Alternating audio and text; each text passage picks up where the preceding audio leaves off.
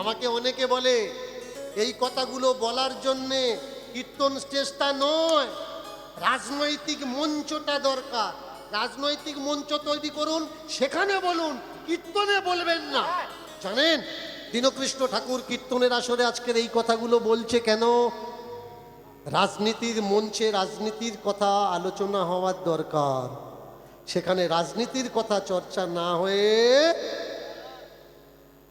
সাধুরা একজোট হয়ে দল তৈরি করছে, তিলক পাটি কাঁড়ি হচ্ছে, মালা পাটি কাঁড়ি হচ্ছে, লক্ষ কণ্ঠে গীতা ভাগবত পাঠ করছে। জীবনে বাড়িতে গীতা পাঠ করে না, ব্রিগেডে গেছে গীতা পাঠ করার জন্য। একাধিক নেতা স্টেজে বসে আছে যাদের নামে চরিত্রহীনের মামলা চলছে কোর্টে। কারা গীতা পাঠ করছে বুঝতে পারছেন? তাহলে ওরা যদি গীতা পাঠ করে আমরা কি করব? ওদের কাজটা করবে কে? তাহলে আমাদের করার দরকার। ভাই তোরা গীতা পাঠ করার, আমরা রাজনীতির কথা বলি। শক্ত হয়ে বসবেন, সোজা হয়ে থাকবেন, মন দিয়ে শুনবেন। দীনকৃষ্ণ ঠাকুরকে দ্বিতীয়বার আর পাবেন না। আজ এসেছি বলে কোনো সার্টিফিকেট নেই, আগামীতে আবার আমাকে পাবেন। কারণ সময়ের খেলা, সতের শত্রু বেশি, অসতের বন্ধু বেশি। আজকের ঘরে ঘরে দরজায় দীনকৃষ্ণ ঠাকুরের শত্রুর কমই নেই। দীনকৃষ্ণ ঠাকুর যদি বলতো বৈষ্ণব দেখা মাত্র লম্বা হয়ে শুয়ে পড়ো, ও গরু চোরও হোক অসুবিধে নেই, বৈষ্ণব তো দেখে প্রণাম করো। ও তোমার বাড়ির থেকে, তোমাদের পাড়া থেকে দুটো বৌমা নিয়ে নবদ্বীপ উঠেছে, তাতে দেখো না, বৈষ্ণব তো প্রণাম করো। দীনকৃষ্ণ ঠাকুর তো এ কথা বলছে না। দীনকৃষ্ণ ঠাকুর কি বলছে? বৈষ্ণবের আড়ালে বদমাইশ যে কটা লুকিয়ে বসে আছে, ছাল টেনে ছাড়িয়ে ফেলো। যারা বৈষ্ণব ধর্মকে কলঙ্ক করছে, যারা ব্রাহ্মণিজমকে কলঙ্ক করছে, যারা সনাতন ধর্মের গায়ে দাগ লাগাচ্ছে, আশ্রম খুলে মহারাজ হয়ে বসেছে, কিন্তু চরিত্র তার ঠিক হয়নি। একটাকে চিনতে শেখো, একটাকে বুঝতে শেখো, একটাকে জানতে শেখো। পোশাক তো রাবণও পরেছিল, সাধু হয়ে সীতার কাছে গেছিল, সাধু বলে সম্মান দিল সীতা, কিন্তু তাতে হলো কি? সীতা হরণ হয়ে গেল, রামের জীবন তছনছ হয়ে গেল। তেমনি আপনি সাধু বলে যেন যাত্রার কাছে চলে যাবেন না, আপনি লুট হয়ে যাবেন, আপনার সংসার তছনছ হয়ে যাবে। চিনতে শিখুন, বুঝতে শিখুন কে সাধু। সাধু মানে নবদ্বীপের কোনো বান্দা নয়, সাধু মানে হরিদ্বারের কোনো বান্দা নয়, সাধু মানে তীর্থে থাকা কোনো বান্দা নয়, সাধু মানে উঁচু লম্বা দাড়ি আছে, গলায় মালা আছে, কপালে নানান রকমের টিকা আছে, ও সাধু নয়। সাধু মানে আপনার গ্রামের দাদুও হতে পারে, কাকাও হতে পারে, ঠাকুর দাদাও হতে পারে। সাধু তীর্থ কেন খুঁজছেন? সাধু গ্রামে খুঁজুন। কে সাধু জানেন?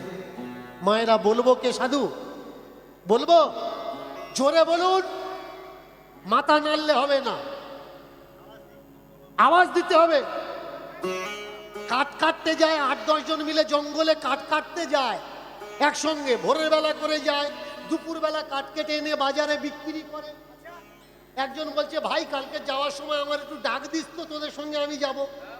ঠান্ডার সময় ঘরের পিছনে এসে ডাক দিচ্ছে ভোরের বেলায়, এই গোপাল, এই গোপাল চল তো, জঙ্গলে যাবি বললি চল।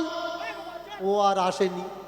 এরা কাঠ কেটে এনে বিক্রি করে বিকেল বেলা বলছে হ্যাঁ রে গোপাল, এত ডাকলাম তা কই তুই গেলি না, কোনো সাড়া দিলি না। বলে না, আমি তো খাতার ভেতরে শুয়ে মাথা নাড়ছিলাম আর বললাম যাব না।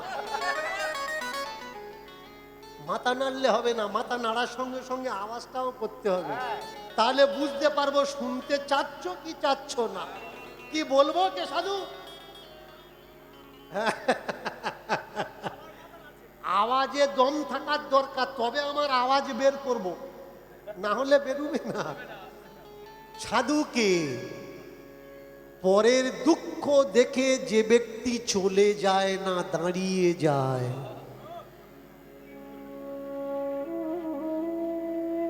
একটা ছেলে রাস্তায় পড়ে গিয়ে কাঁদছে, আর আমার মতো একটা লোক যদি ওই রাস্তায় সাইকেল নিয়ে বা হেঁটে হেঁটে যাচ্ছি, দেখলাম ওর পা কেটে গেছে, ও কাঁদছে, দেখে চলে গেলাম, আমি কিন্তু সাধু নই। সাধুকে সঙ্গে সঙ্গে দাঁড়িয়ে গিয়ে ওই বাচ্চাটাকে ঠিক হওয়া থেকে তার বাড়ি পৌঁছে দেওয়ার দায়িত্ব যে বহন করে, এ সাধু। যাচ্ছেন, দেখলেন রাস্তায় কাঁটা বা কাঁচ ভাঙা পড়ে আছে, সবাই যাচ্ছে, কেউ দেখতে পায়নি, কিন্তু আপনি দেখতে পেয়েছেন। দেখে যদি চলে যান, আপনি সাধু না। কাঁচ ভাঙা বা কাঁটাটা তুলে এমন একটা জায়গায় রেখে দেবে যেখানে কারোর ক্ষতি হবে না, তাকে বলে সাধু। অনুষ্ঠান বাড়িতে খেতে গিয়েছেন, একজনের নেমন্তন্ন করেছে, অনেক গ্রামে আসে না, মাথা পিছু বাড়ি পিছু একজন একজন বলে। খেয়ে দেখলো রসগোল্লাটা ভালো হয়েছে, দেখবেন ঠাম্মা দিদিমা কি করে জানেন, জলের গ্লাস, এখন তো প্লাস্টিকের গ্লাস হয়েছে, আমরা যখন ছোট ছিলাম মাটির খুঁড়ি ছিল, মাটির গ্লাস, দুটো রসগোল্লা পাতের পাশে রেখে দেয়। খাওয়া দাওয়া হয়ে গেছে, রসগোল্লা দুটো ওর মধ্যে নিয়ে হাতে করে ঠাম্মাটা আসছে, ও ঠাম্মা কিনি যাচ্ছ? আর নাতিটা আসেনি, বুঝলি, নাতিটা খাবে। এই তো সাধু। তোমার ঠাম্মা সাধু, তোমার দিদিমা সাধু, তোমার কাকিমা সাধু, তোমার মাসি সাধু, তোমার পিসি সাধু, তোমার বাবা সাধু, তোমার মা সাধু, আর তুমি সাধু খুঁজছো বাইরে।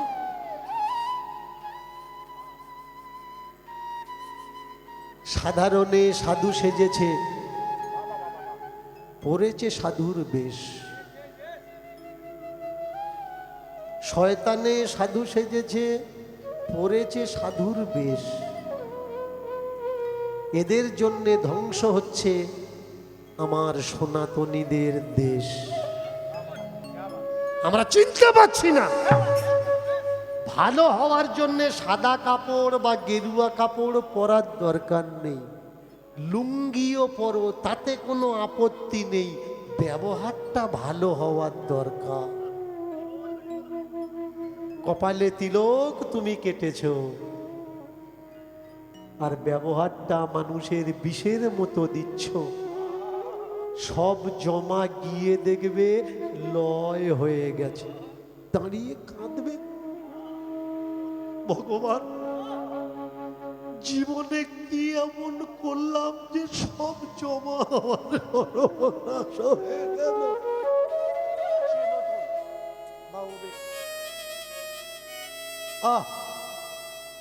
সব জমা সর্বনাশ হয়ে গেল ঠাকুর। যখন বেঁচে ছিলাম বুঝতে পারিনি কোনটা ভালো কোনটা মন্দ। মানুষের জন্য কিচ্ছু করিনি, দেশের জন্য কিচ্ছু করিনি, দশের জন্য কিচ্ছু করিনি। আর একবার সুযোগ দাও, আর একবার মানব জন্ম দাও ঠাকুর, এবারে গিয়ে আমি ঠিক কাজ করব ঠাকুর, ঠিক কাজ করব। লক্ষ কোটি জন্মের বিনতি প্রার্থনার পরে মানুষ হয়ে জন্মালাম ভালো করব বলে, কিন্তু না তো দেশের ভালো হলো, না সংসারের ভালো হলো, না নিজের ভালো হলো। ভাই রে, একটা কথার হৃদয়ে লিখে নাও। শুনতে পাচ্ছ? এদিকে তাকাও, এদিকে এদিকে।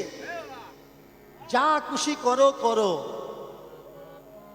মাসে 2টো করে একাদশী করো। অনেক পাপ তো করেছো, অনেক অন্যায় করেছো, মাসে 2টো করে একাদশী করো। হ্যাঁ? তুলসীর মালাটা গলায় রেখো, তিলক সেবা করো যদি পারো, সম্ভব হয়। মালা কিন্তু যেন গলায় থাকে, আর মাসে 2টো করে একাদশী করো। তাহলে হবে কি, মৃত্যুর পরে স্বয়ং গোবিন্দ তোমাকে বৈকুণ্ঠে নিয়ে যাওয়ার জন্যে আসবে। আর এই কথা শোনার পর টেপা টেপি, বোঁচা বুচি, ঠাম্মা দিদিমা, কর একাদশী কর। স্বর্গে যাওয়ার লোক কে ছাড়তে পারে? একাদশী কর। একাদশীর ডিটেলস, বায়োডাটা জিজ্ঞেস করবে। একাদশীর এও জানে না, সও জানে না, দোষীও জানে না। প্রথম জিজ্ঞাসা করলাম সরস্বতীর নাম কি, দ্বিতীয়বার আবার জিজ্ঞাসা করছি, বলুন মা একাদশীর নাম কি? মায়েরা একাদশী করেন তো? কি একাদশী করেন তো? ঠান্ডা পড়েছে, তোমাদের মতো যদি আমি হাত পা হেলানো বন্ধ করি আর এরকম করে চাদর গায়ে দিয়ে গান করি, গান ভালো লাগবে না। যদি গান শুনতে হয়, গান আমাকে গাইয়ে নিতে হবে। গরু দুধ দেয় না, কিন্তু দুয়ে নিতে হয়। কতটা দুইবেন আপনাদের উপরে নির্ভর করে। বললে হবে না আমি দিইনি, আমার থেকে বের করে নিতে হবে। যখন দেবো না টেনে নিতে হবে, দেখবেন না দিলেও বেরুচ্ছে। একটু সায় দেওয়া লাগবে, হু হ্যাঁ দেওয়া লাগবে। কেউ যদি গল্প বলে হু হ্যাঁ দিতে হবে, তবে গল্প শুনেও মজা, বলেও মজা। আর যদি হু হ্যাঁ সায় না দেয়, না তো শুনে মজা, না তো বলে। তাহলে একাদশী করেন, করেন তো? বলুন একাদশীর অরিজিনাল নাম কি?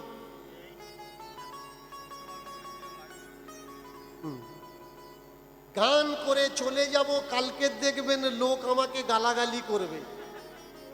ও কিচ্ছু জানে না, সনাতন ধর্ম নষ্ট করছে।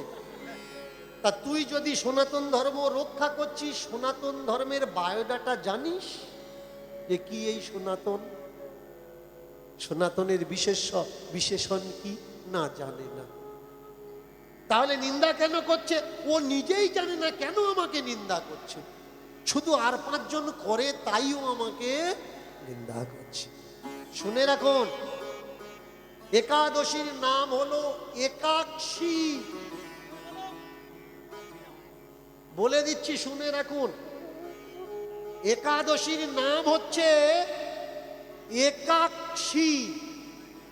পাবেন কোন গ্রন্থ থেকে? উৎকল মাহাত্ম্য।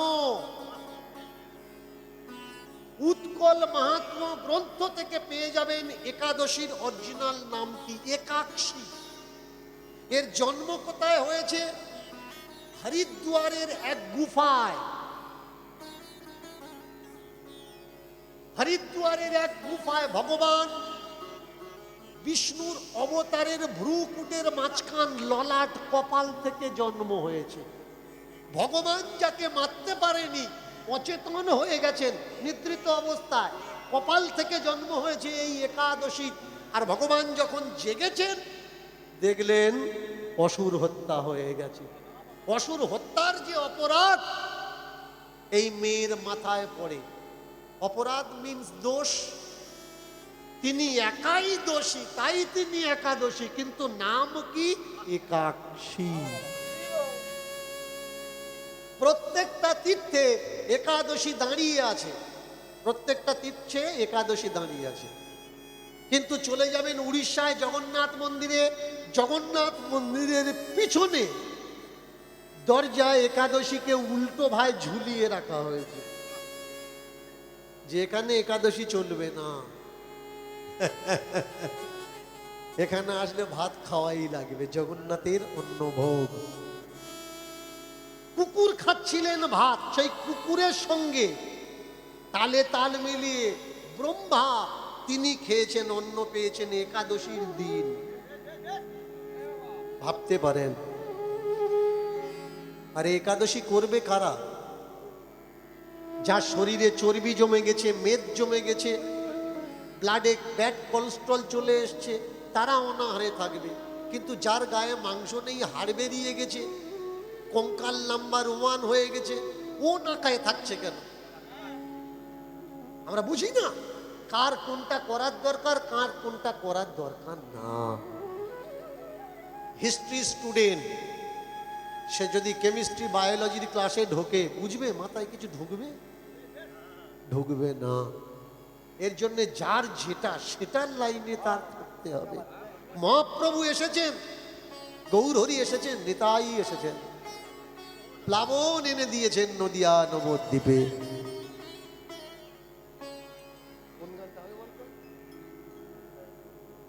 এসেছেন কারা? এসেছেন নিতাই, এসেছেন গৌর। আর এলো বলে আমাদের অন্ধকার ভাগ্য কাশে তারা এলো, চাঁদও এলো। তাই পদকর্তা বললেন, নিতাই গৌর দুটি ভাই এলো নদিয়ায়। নিতাই গৌর দুটি ভাই এলো নদিয়ায়। নিতাই গৌর দুটি ভাই এলো নদিয়ায়। নিতাই গৌর দুটি ভাই এলো নদিয়ায়। নিতাই গৌর দুটি ভাই এলো নদিয়ায়। হরি নামের বন্যা এলো, নামের ঝুড়ি মাথায় পেল। হরি নামের বন্যা এলো, নামের ঝুড়ি মাথায় নিল। দারে দারে নাম বিলালো, দারে দারে নাম বিলালো, দিল সবার না।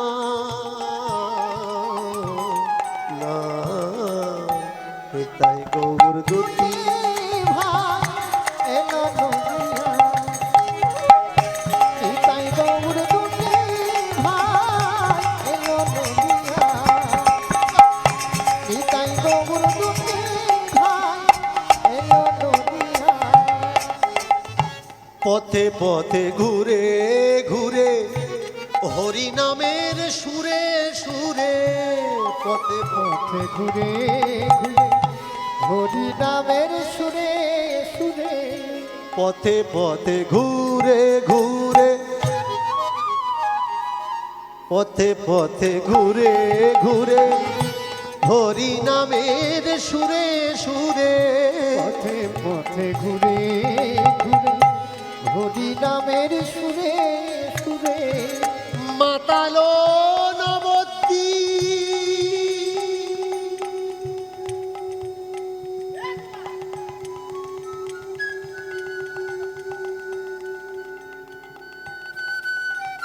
এই দুনিয়া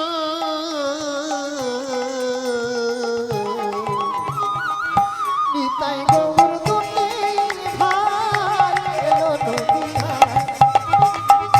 নিতাই গৌর দুটি ভাই এলো নদিয়ায়। নিতাই গৌর দুটি ভাই এলো নদিয়ায়। হায় হায় হায়, কি দিন তারা নিয়ে এলো, জাতি প্রথা ভেঙে দিল। কি দিন তারা, কি দিন তারা, কি দিন তারা নিয়ে এলো, জাতি প্রথা ভেঙে দিল। কিবা মুচি, কিবা হাড়ি, কিবা বামুন ভাই, কিবা ভাই রে।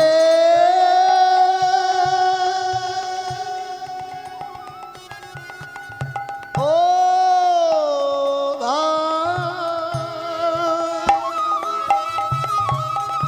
কিবা মুচি, কিবা হাড়ি, বামুন বলে কিছু নাই।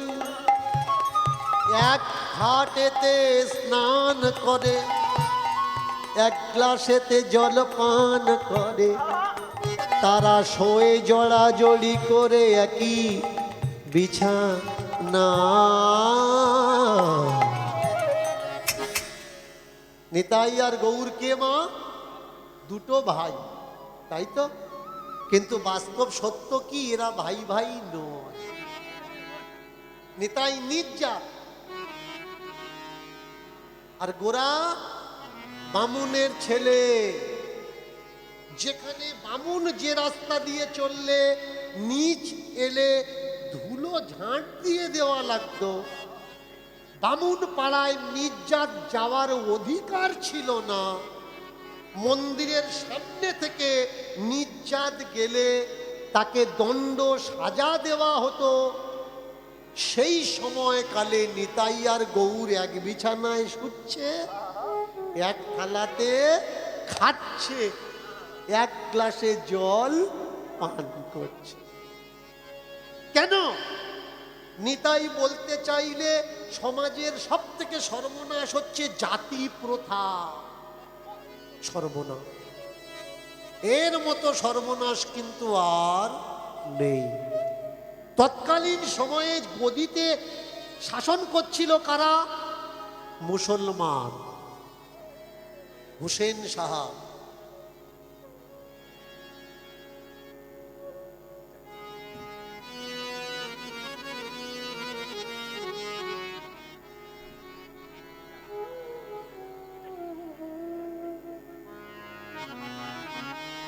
আমি অনুরোধ করব, করো জোরে, শুনবেন আমার কথাগুলো মন দিয়ে।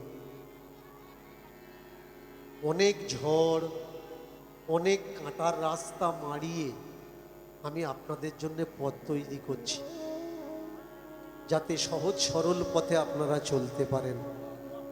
আমি বাইরের কেউ নয়, আমি আপনাদের ঘরের ছেলে, আপনার দাদা, আপনার কাকা, আপনার ভাই। আপনারা অনেক বয়স জ্যেষ্ঠ, আপনারা আমার বাপ বয়সী, দাদার বয়সী, কাকার বয়সী, জ্যাঠামশার বয়সী। এই জায়গায় এসে প্রণাম করবেন না, অপরাধ নেবেন না, অপরাধ দেবেন না। এই সমাজ থেকে কুপ্রথাগুলো তুলে ফেলার চেষ্টা করুন। আপনাদের থেকে আমাদের বয়স অনেক কম, হয়তো দুটো বই পড়েছি, পড়ে ভালো ভালো কথা শিখেছি, তার মানে এই নয় যে আমার বাপ বয়সী লোক এসে এখানে প্রণাম করবে। গান যদি ভালো লেগে থাকে, কথা যদি ভালো লেগে থাকে, আমার বিচার আপনারা গ্রহণ করুন, এতেই আমি ধন্য হব। দূর থেকে আপনি আমাকে নমস্কার করুন, আমি আপনাকে নমস্কার করব, কিন্তু প্রণাম করবেন না, দোহাই। আর এখানে যারা প্রণাম করে প্রণামীর টাকাটা দিচ্ছেন, এই প্রথাটাকে ভাঙার চেষ্টা করুন। প্রণামীর টাকাটা এখানে দেবেন না। কাদেরকে দেবেন? যে কমিটি এই ব্যবস্থাপনা তৈরি করেছে, এই অনুষ্ঠান চালাচ্ছে, এই অনুষ্ঠানে আমাদের মতো শিল্পীদের যারা নিয়ে আসে, 10টা টাকা যদি আপনার দিতে হয় তাদের ঝুলিতে দিন, এই অনুষ্ঠানটা মজবুত হবে। আমাদের দেবেন না, কারণ আমরা তো একটা টাকা রফা করে আসছি, আবার আমাদের দেবেন কেন? এদের থেকে টাকা নিলাম, আপনাদের থেকে টাকা নিলাম, তাহলে একটা দস্যু ডাকাতের সঙ্গে আমাদের তফাৎ কোন জায়গায় হয়? এটা করবেন না, দোহাই। যদি সত্যিই দিতে হয় কমিটির হাতে তুলে দেবেন। আর আপনি যদি মনে করেন যে না বাবা আমি আপনাকে প্রণাম করব, হ্যাঁ আপনি আমাকে প্রণাম করুন, কিন্তু আপনাকে প্রণাম করার জন্য আমাকেও একটা সুযোগ দেবেন। আপনি যেমন আমার পায়ে হাত দিয়ে প্রণাম করছেন, তেমনি যেন আমি আপনার পায়ে হাত দিয়ে প্রণাম করতে পারি। প্রেম সে নিতাই গৌর হরি। এবার মন দিয়ে কীর্তন শুনুন। এবছর এসেছি, আগামী বছর আমি আসতে পারবো কি, বা এরা আমাকে আনতে পারবে কি কোনো সার্টিফিকেট নেই। আমি যে জায়গায় যাই গন্ডগোল শুরু হয়, ওর এনেছিস কেন? আপনাদের গ্রামে হয়তো হয়নি, অন্য অন্য জায়গায় হয়। অনেকে মুখের ওপরে বলে দেয় এবছর চাঁদা দেবো না, যেদিন ওর আনবি না সেই বছর দেবো। তাহলে নিতাই আর গৌরকে দুটো ভাই নয়, দুটো সম্প্রদায়, একজন নিচু জাত আর একজন উঁচু জাত। কিন্তু নিতাই দেখলেন, গৌর দেখলেন, এই জাতি প্রথা যদি আমাদের সমাজে থাকে, আমাদের সমাজ কখনো এক হবে না। তৎকালীন সত্তায় বসেছিল কে?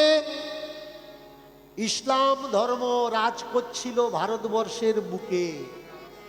হুসেন শাহ, চাঁদ কাজী, নদিয়া নবদ্বীপের কাজী সাহেব।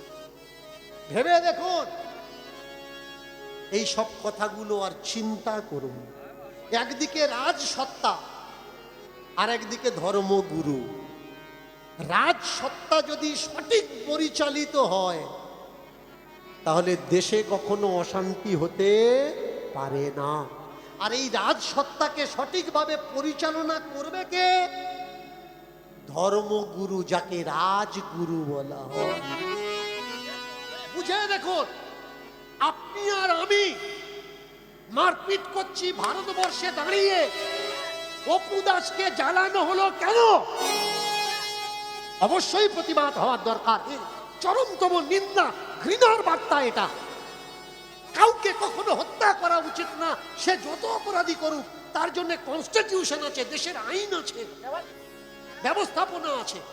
বলুন তো, আপনি আর আমি মারপিট করছি, অপু দাসকে কেন জানানো হলো?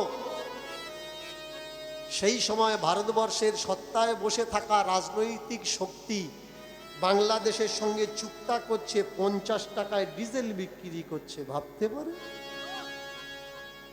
এখান থেকে ইলেকট্রিক সাপ্লাই করা হচ্ছে বাংলাদেশ। আপনার আর আমার কাছে তুলে দেওয়া হলো হিন্দু মুসলমানের বার্তা। আর যারা হিন্দু মুসলমানের নামে খাপাচ্ছে, দেশকে মারপিট, শাসন শোষণ করছে, তারা বাংলাদেশের সঙ্গে বিজনেস করছে। বিজনেসটা যেন বজায় থাকে। বলুন তো, ছোট্ট একটা বাংলাদেশ, এই দেশের মানুষ প্রতিবাদ করলো, যে দেশে এমন অপরাধ হয়েছে তাদের সঙ্গে আমরা খেলাধুলা করব না। বাংলাদেশ সখ্ত মানা করে দিল, ওরকম খেলার আমাদের দরকার নেই, যাব না আমরা। তাহলে তাই যদি হয়, যখন অপারেশন সিঁদুর চলছিল ভারতবর্ষের বুকে দাঁড়িয়ে পাকিস্তানের সঙ্গে, বলুন তো সেই সময় পাকিস্তান আর ভারতের খেলা কি করে হয়? কারা আপনাদের শেখাচ্ছে? কাদের কথায় নাচছেন? কখনো ভেবে দেখেছেন?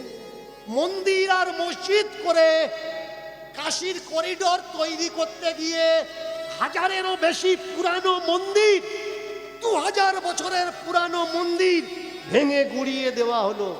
যে সরকার মন্দির মন্দির করছে, তাহলে সেই সরকার মন্দির ভাঙছে কি করে? শুধু তাই নয়, দিল্লির বুকে দাঁড়িয়ে গাড়ি রাখার প্লেস নেই। আরএসএস এর সংগঠনের সামনে গাড়ি রাখবে কি করে? অফিসের সামনে গাড়ি রাখবে কি করে? তার জন্য 1000 বছরের পুরনো মন্দির ভেঙে দিয়ে গাড়ি রাখার ব্যবস্থা করা হচ্ছে। বুঝে দেখুন, কাদের পরিচালনায় আপনি পরিচালিত হচ্ছেন? আপনি অন্ধ ধৃতরাষ্ট্র তো নয় যে দুর্যোধনের অন্যায় শুধু নিজের ছেলে বলে চুপ করে আছেন। এমনটি করবেন না। মজবুত হন, সক্ষম হন। হ্যাঁ, এই দেশ, এই রাষ্ট্র আমার, এই রাষ্ট্রকে রক্ষা করার দায়িত্ব আমার। কিন্তু এই রাষ্ট্রের শক্তি আমরা তাদের হাতে দেব না যারা হিংসার সঙ্গে সমঝোতা করে এই দেশের সর্বনাশ চাচ্ছে। ধর্মগুরুদের শেখানোর দরকার ছিল ধর্ম। তারা ধর্ম না শিখিয়ে চর্চা করছে রাজনৈতিক শক্তি। আর রাজনৈতিক সত্তার, রাজনৈতিক নেতাদের কর্তব্য ছিল দেশকে সুন্দর করা। তারা তৈরি করছে মন্দির আর মসজিদ। ভাবুন, দেশটা হলো কি, যাচ্ছে কোথায়, আর আমরা থাকবো কোথায়? আমাদের গায়ে একটা স্ট্যাম্প ছাপ দেওয়া হচ্ছে, হিন্দু হিন্দু হিন্দু। ভাই, হিন্দু রাষ্ট্র হোক। হ্যাঁ, আমিও চাই হিন্দু রাষ্ট্র হোক, কিন্তু সেই হিন্দু রাষ্ট্রে হিন্দু কারা হবে? কাওরা কি হিন্দু? মুচি কি হিন্দু? দম কি হিন্দু? হাড়ি কি হিন্দু? বামুন কি হিন্দু? এই রাষ্ট্র যদি হিন্দু রাষ্ট্র হয়, মন্দিরে ব্রাহ্মণ পূজা করবে না নিজ জাতের লোক পূজা করবে? আগে ভাবার দরকার। এই রাষ্ট্র যদি হিন্দু রাষ্ট্র হয়, হিন্দু মানে সবাই আমরা এক জাত, তাহলে ব্রাহ্মণের সঙ্গে কাওরা মুচি বাগদির বিয়ে হবে তো? বুঝুন, যারা তোমার কাছে জাত তুলে দিল, জাত নয় তোমার পাছায় লাত দিল, তুমি বুঝতে পারছো না। এর সাবধান বার্তা কাজী নজরুল ইসলাম আমাদের দিয়েছেন। জাতের নামে বজ্জাতি সব, জাত কি ছেলের হাতের মোয়া। এই জাতের দড়িটা ভেয়েছে কে? আজ ছাড়া বিগত 500 বেশি বছর আগে নিতাই গৌর দুটি ভাই এলো নদিয়া। হরি হরি বল, হরি বল। নিতাই গৌর দুটি ভাই এলো নদিয়া।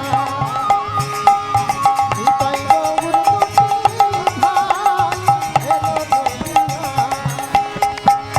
নিতাই গৌর দুটি ভাই এলো নদিয়া। হায় হায় হায় হায়। আস্তে আস্তে আস্তে। আমি কটা কথা না বললেই নয়, মন দিয়ে শুনবেন।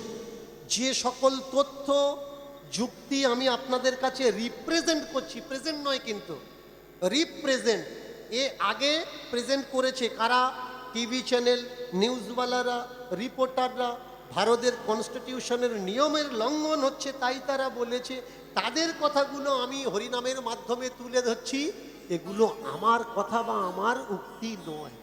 রাগ আমার উপরে করবেন না, রাগ তাদের উপরে করুন দেশের সঙ্গে যারা ছেড়ছাড় করছে। আসুন একসঙ্গে আমরা গাই। নিতাই গৌর দুটি ভাই এলো।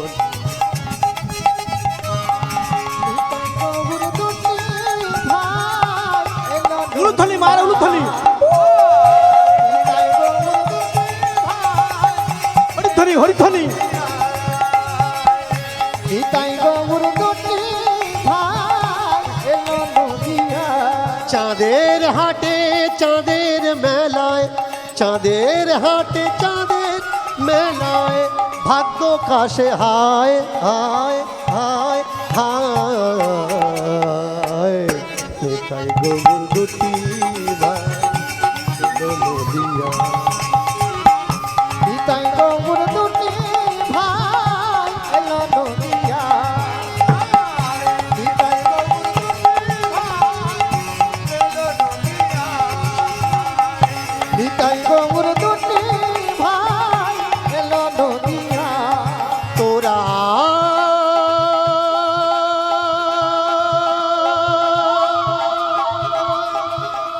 তোরা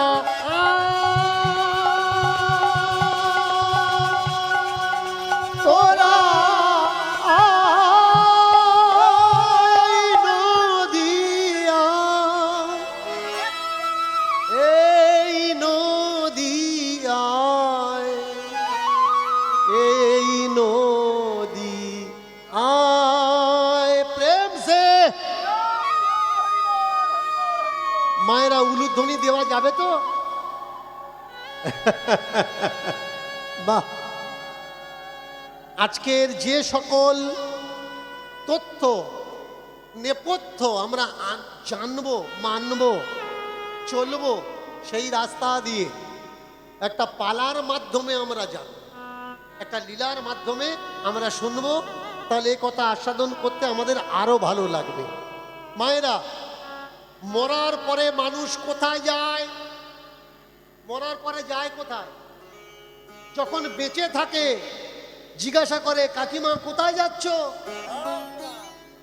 যদি মেজাজ ভালো থাকে তাহলে বলবে বাপের বাড়ি যাচ্ছি, তা নাহলে বাজারে যাচ্ছি।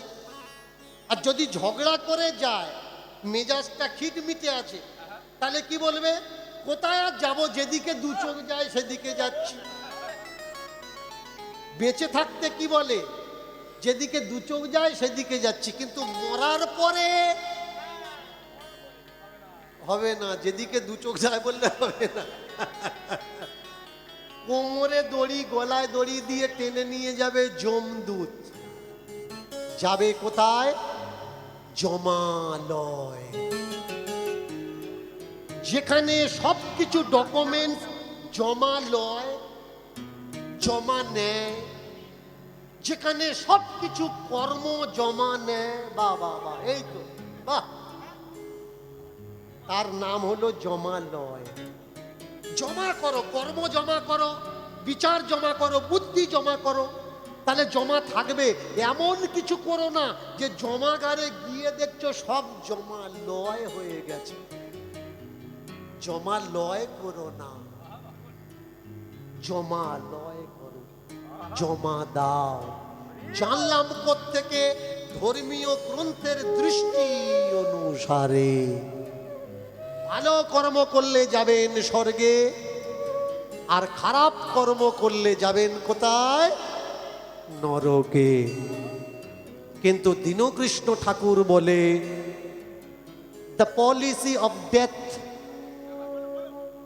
পলিসি অফ ডেথ, মৃত্যুর পরের কথা ভেবে কোনো পলিসি করবেন না। ইন্স্যুরেন্স, এই টাকা জমা করো, ওই টাকা জমা করো, তুমি মরার পরে এত টাকা পাবে। ভাই টাকা আমি জমা করছি, বেঁচে থাকতে খেতে পেলাম না, মরে গেলে আমার লাভ কি হবে? আমার কমে লাগবে। তা ওরকম পলিসি কি দরকার যে এখন এই করো ওই করো, মরার পরে ভালো থাকবে? মরার পরে স্বর্গে যাবে বলে ওরকম কাজ করো না। এমন কাজ করো যেন বেঁচে থাকতে থাকতে সংসারটা স্বর্গ সুখ তৈরি হয়। প্রেম সে সংসারকে স্বর্গ করো, মরার পরে স্বর্গে যাবে এ কথাটা ভেবো না। যারা মরার পরে স্বর্গে যাওয়ার কথা ভাবে তাদের কাছে শুধু জীবন মানে শুধু যন্ত্রণা। বাবা ভালো না, মা ভালো না, বউ ভালো না, কে ভালো? গুরুদেব ভালো, গুরু ভাই ভালো, গুরু বোন ভালো, গুরু মা ভালো। বাজা বাজা বাবা, জীবন যন্ত্রণা বানিয়ে নিয়েছে। আর যারা সংসারে থেকে সংসারকে সুখী বানায়, সংসারে স্বর্গ বানায়, তারা বসে বসে ভাবে গাছের পাতা টাকা কেন হয় না?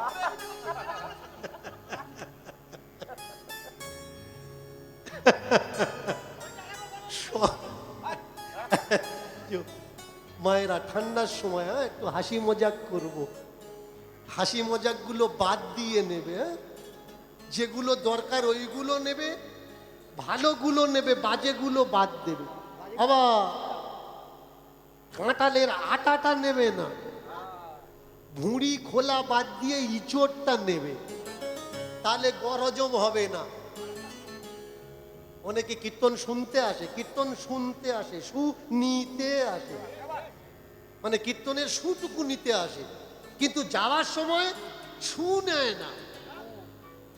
যাওয়ার সময় এই কথাটা বলা উচিত হয়নি, বুঝলি? 3 ঘন্টা কীর্তনে এত কথা আলোচনা হলো, ওসব কথা সে নেয়নি। নিল কোনটা? যেটা বলা উচিত হয়নি, কারণ ও ওইটা গিলেছে, পেট ভুটভুট করছে। পেট যার ভুটভুট করে সে কি করবে? সারা রাস্তা পায়খানা করতে করতে যাবে। কীর্তন শোনার পরে সারা রাস্তা পায়খানা করতে করতে, এইটা বলা উচিত হয়নি, ওইটা বলা উচিত হয়নি, কীর্তনে এই বলবে কেন, ওই বলবে কেন। ভাই কীর্তনে যদি না বলে তো কোথায় বলবে?